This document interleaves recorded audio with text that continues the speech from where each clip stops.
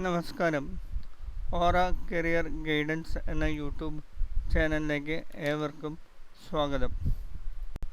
ഇന്നലെ ഞങ്ങൾ അപ്ലോഡ് ചെയ്ത വീഡിയോയിൽ റിസർച്ച് ആൻഡ് ചൂസ് എന്ന ഭാഗത്ത് ഒരു കാര്യം കൂടി നിങ്ങളെ ഓർമ്മിപ്പിക്കാൻ ഞാൻ വിട്ടുപോയി.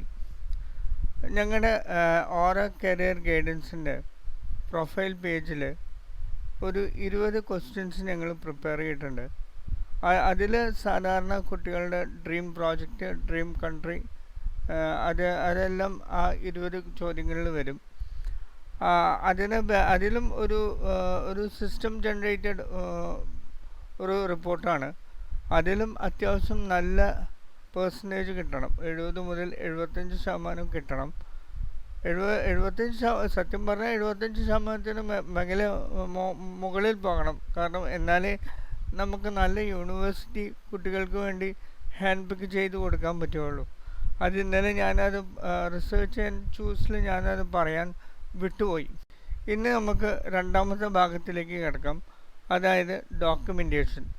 നമുക്ക് ഈ ഡോക്യുമെൻറ്റേഷനിൽ നമുക്ക് മെയിനായിട്ട് വേണ്ടത് 10th standard, 11th standard, 12th standard, degree ചെയ്തിട്ടുണ്ടെങ്കിൽ, ബാച്ചിലേഴ്സ് ചെയ്തിട്ടുണ്ടെങ്കിൽ അതിൻ്റെ ഡീറ്റെയിൽഡ് മാർക്ക് ഷീറ്റ് വേണം.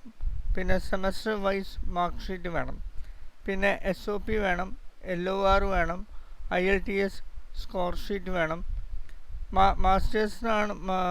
മാസ്റ്റേഴ്സിനാണ് നിങ്ങൾ പോകുന്നതെങ്കിൽ GRE അല്ലെങ്കിൽ GMATൻ്റെ സ്കോർ ഷീറ്റ് കൂടി വേണം. IELTS ട്രെയിനിങ് ചുരുങ്ങിയത് 1.5 മാസം എടുക്കും. ഇതിൽ SOP വിദ്യാർത്ഥിക്ക് നേരിട്ട് തന്നെ SOP എഴുതിയുണ്ടാക്കാൻ കഴിയും. പക്ഷേ ലെറ്റർ ഓഫ് റെക്കമെൻഡേഷൻ ഒന്നുകിൽ പ്രിൻസിപ്പളോ ഡിപ്പാർട്ട്മെൻറ്റ് ഹെഡോ ടീച്ചേഴ്സോ ആണ് പ്രിപ്പയർ ചെയ്ത് തരേണ്ടത്.